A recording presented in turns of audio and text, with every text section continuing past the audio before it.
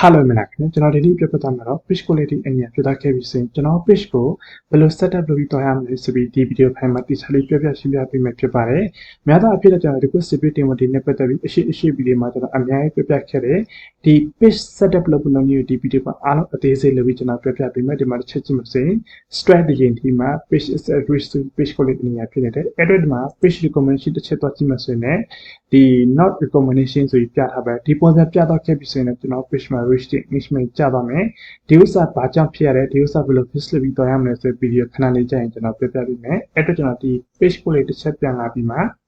ှဒီဘက် asset တစ်ချက်နေမှာ help and support တစ်ချက်နေတော့မယ်ပြီးလို့ရှိရင်ကျွန်တော်ဒီမှာဒီ sport post တစ်ချက်နေပြီးတော့မယ်ပြီးလို့ရှိရင် your alarm တစ်ချက်နေပြီးတော့မယ်ဒီမှာချက်ကြည့်မှဆိုရင်ဒီ page မှာဒီ copyright ထိထားတဲ့ဥစ္စာနဲ့ပတ်သက်ပြီးအများကြီးပြတာပေါ့နော်ဒီဥစ္စာကျွန်တော်ဘယ်လိုဖြတ်သွားရမလဲဆိုကြရင်ဒီမှာတစ်ခုဖွင့်ပြလိုက်ပါမယ်တခုဖွင့်ပြဒီ video မှာတော့ copyright ပါတယ်နောက်ကတစ်ချက်မှလာပဲမှာဒီမှာအားလုံးဖတ်တော့ရတယ်ပြီးရင်ကျွန်တော်ဒီဥစ္စာတစ်ချက်နေတော့မယ်တစ်ချက်နေတော့ခဲ့ပြီဆိုရင်ဒီဘက်မှာဆိုရင်ကျွန်တော်ဒီမှာဆိုရင်သူကဒီတချင်းနဲ့ပတ်သက်ပြီးနောက်ကတချင်းနဲ့ပတ်သက် copyright ပါတယ်ဆိုတဲ့အကြောင်းနဲ့ပတ်သက်ပြီးပြတာပေါ့နော်ကျွန်တော်ရဲ့ဒီတင်တဲ့ group ထဲမှာကျွန်တော်ပြပြထားတဲ့ copyright video copyright looking ဘယ်လို edit လုပ်ပြီးတော့ရမလဲ copyright တက်ပုံ copyright looking ဘယ်လို edit လုပ်ပြီးတော့ရမလဲကျွန်တော်ဒီချက်လေးပြပြရှင်းပြထားတယ်ဒီ page owner ဘက်ကတင်ထားတဲ့ video က copyright ပါတဲ့အကြောင်းဒီပုံစံပြတယ်ဒီတချို့ကျတော့ဒီ frame ပိုင်းဆိုင်ရာမှာ video မှာ copyright ပါလို့ရှိရင်လည်းသူကဒီreason တခုခုကြောင့်ဒီတချင်းမှာ copyright ပါတယ်ဆိုပြီးပြတယ်တကယ်လို့ copy တချင်းမပါချင်နေဒီရိုးရိုး video မှာလည်း copyright ဒီပေါ်အတိုင်းလာတဲ့အတွက်ကြောင့်ဒီ video ဆိုဖြတ်ပြလိုက်ပါဒီ video တစ်ချက်ကြည့်မှဆိုရင် only you can see this solution ဒါကြတော့ဒီ page မှာရှိတဲ့ admin တွေ monitor editor တွေပဲမြင်တွေ့ရတဲ့အခြားလူတွေမမြင်တွေ့ရတဲ့အတွက်ကြောင့် page မှာဒီရန်ထားတာမှဆိုရင်ကျွန်တော် page ကအခန်းသိပဲဒီ has been and purpose post မှာအပိုင်းနဲ့ပြတော့နိုင်တဲ့အတွက်ကြောင့်ဒီ video လေးကိုကျွန်တော်တစ်ချက်လင်းမျိုးဒီ delete video ဆိုတဲ့ချက်နေမှာဖြတ်ထုတ်ရပါမယ်ခဏဆောင်ပါဦးနော်ဒီပုံစံအတိုင်းပဲကျွန်တော်ဗီဒီယိုအားလုံးဖြတ်ရပါအားလုံးဖြတ်လို့ပြီးတော့ခဲ့ပြီဆိုလို့ရှိရင်တော့ကျွန်တော်ရဲ့အရှိဗီဒီယိုမှာ record save ဘယ်လိုတင်ပြီးတွားရမလဲဆိုကျွန်တော်ပြပေးထားတာပေါ့နော်အဲ့တော့ကျွန်တော် page ကိုလေးတစ်ချက်ပြန်လာပြီးနည်းနည်းပါကျွန်တော်ရှင်းပြပေးမှာပေါ့နော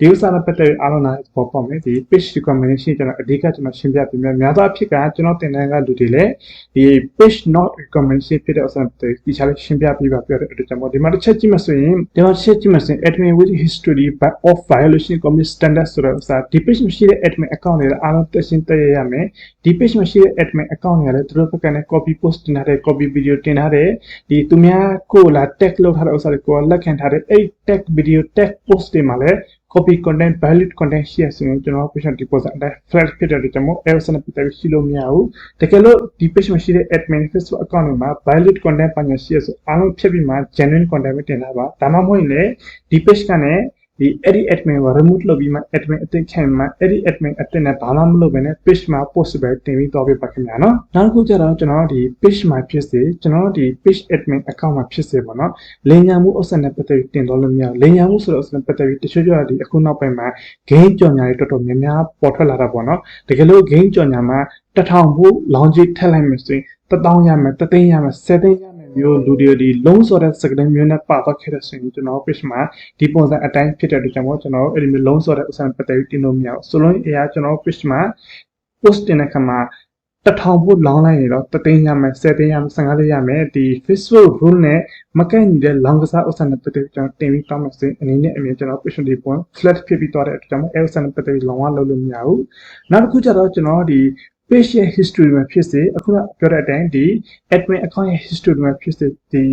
copy content valid content ဘာညာရှိလို့မရဘူးတကယ်လို့ဒီ valid content copy content ဘာညာရှိရစေအဲဆန်ပတ်သက်အားဖြတ်ပြရမယ်ဆိုလို့အရာကျွန်တော် page မှာ post ဘာညာတင်ပြီးတော့မှဆိုရင် copy post ရင် copy looking editing လုပ်ပြီးတင်တော့ရမယ်တင်ထားပြီးတော့ post content နဲ့ page admin page owner sharing လုပ်လို့မရပါဘူးတခြားလေးစနစ်တကျမှန်ကန်လုပ်ပြီးတော့မှဆိုလို့ရှိရင်ကျွန်တော်စတူဒီယိုစာပြပြီးမှဒါဆိုရင် page recommendation ဘာညာဆိုပြီးပြလာမယ်နောက်တစ်ခုကျတော့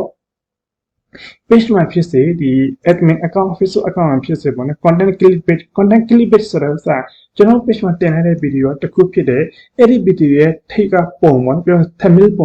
ပုံမှာကျွန်တော်တို့ဒီ comment ချွတ်ပုံဘာညာထည့်ပြီးမှလူစိတ်ဝင်စားအောင်လုပ်ပြီးမ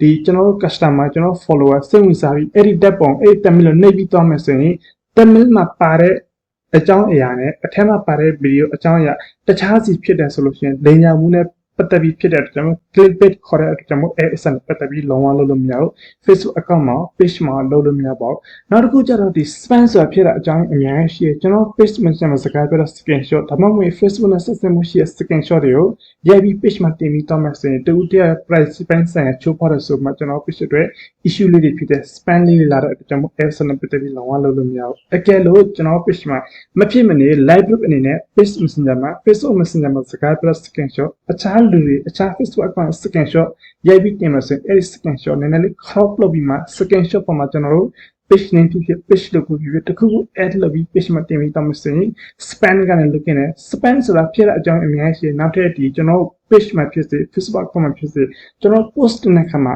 တူတယောက်ပုတ်ခတ်တဲ့စကားလုံးနဲ့ပတ်သက်ပြီးတူတယောက် nature တဲ့စကားလုံးဥစ္စာနဲ့ပတ်သက်ပြီးကျန်းတဲ့စကားလုံးနဲ့ပတ်သက်ပြီးရိုင်းစမ်းတဲ့စကားလုံးနဲ့ပတ်သက်ပြီးနိုင်ငံရေးနဲ့သက်ဆိုင်တဲ့စကားလုံးမျိုးနဲ့ပတ်သက်ပြီးတင်ပြီးတော့မှဆိုရင် spam ဆိုပြီးထိတဲ့ကြောင့်မို့ error နဲ့ပတ်သက်ပြီးလုံးဝလုပ်လို့မရဘူးလောက်ထားတယ်ဆိုလို့ရှိရင်အဲ့ဒီ issue လေးတစ်ချက်တော့မှဖြတ်ပြပေါ့နော်နောက်တစ်ခုကျတော့ address policy ဘာလို့ရှိရင်ပေါ့နော်ကျွန်တော် page မှာဖြစ်စေ ad account မှာဖြစ်စေဒီကျွန်တော် admin account မှာဖြစ်စေပေါ့နော်ကျွန်တော်ဒီ address policy ဖြစ်တဲ့ဆိုအဲ့ဒီဥစ္စာဖြည့်ရှင်းလိုက်ပါတကယ်လို့ page မှာ page not allowed to address ဒါမှမဟုတ်ရှင် boost and available ဖြစ်တဲ့ဆိုလို့ရှင်အဲ့ဒီ boost and available ဖြစ်တဲ့ဥစ္စာဒီ page not allowed to address ဖြစ်တဲ့ဥစ္စာအဲ့ဒါတခြား fix လုပ်လိုက်ပါတကယ်လို့ဒီ page မှာရှိတဲ့ admin တကောက်မှာဒီ ad account register ဖြစ်နေတယ် ad account disable ဖြစ်နေတယ်ဒါမှမဟုတ်လို့ရှိရင်လေ ID field ပါဖြစ်နေဆိုအဲ့ဒီဥစ္စာ fix လုပ်လိုက်ပြီဆိုလို့ရှိရင်တော့ဒီဥစ္စာပြန်မ start ပြန် enable ဖြစ်ပြီးမှဒီနောက်မှာဆိုဒီအစင်းအောင်လေးအမှတ်လေးပြမှာ page recommended page has no violation ဆိုလို့ရှိရင်ကျွန်တော် page မှာ content ပါပဲတည်တယ်လူအများစီ automatic ရောက်မယ်တကယ်လို့ကျွန်တော် page မှာ 100k follower ရှိတယ် page မှာကျွန်တော် post တင်လိုက်တဲ့ဆိုရင်အဲ့ဒီ 100k follower အားလုံးစီ notice ရောက်တဲ့အတွက်ကျွန်တော် reach တဲ့ engagement တက်လာမယ်ဒီ page မှာ follower မဖြစ်သေးတဲ့အခြား Facebook account တွေရှိလေ Facebook team ဘက်ကနဲ့ automaticပို့ပေးတဲ့အတွက်ကြောင့်မို့သူတို့ swipe လုပ်ပြီးတော့လို့ရှိရင်သူတို့ swipe လုပ်တဲ့အပေါ်မှာကျွန်တော်တို့ရဲ့ video ပိုင်းဖြစ်စေတက်ပုံဖြစ်စေကျွန်တော်ရောက်တော့ခဲ့တဲ့အတွက်ကြောင့်မို့ follower အတက်တိုးလာပြီးမှ page ကဇာတ်နဲ့ဆိုလဲဇာတ်စုတွေကောင်းလာမယ် Englishman နဲ့ reach တွေကောင်းလာမယ် page ကအလုပ်ကနေပို့ပေါ်လာမှာပေါ့နော်ဒီဥစ္စာနဲ့ပတ်သက်ပြီးအားလုံးနားလည်သဘောပေါက်မယ်နော်ပြီးလို့ရှိရင်ဒီ page quality အနည်းအောင် fix လုပ်ပြီးဘယ်လိုတွားရလဲဆိုရင်ကျွန်တော်ရဲ့သင်တန်း group မှာ video file လေးနဲ့ picture လေးပြရှင်းပြပေးထားတဲ့ video file မှာဆိုရင်